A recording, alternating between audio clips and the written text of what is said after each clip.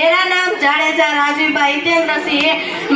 मैं 8वीं कक्षा में अभ्यास करती हूँ। मैं आज आपको विज्ञान से लाभ हानि के बारे में बताना चाहती हूँ, तो कृपया सुनिए।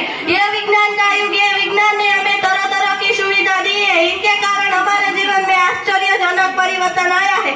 विज्ञान के कारण यातायात साधनों का आविष्कार हुआ है। सड़कें पर साइकिल है, स्कूटर है, मोटर है और रेलगाड़ी दौड़ी है।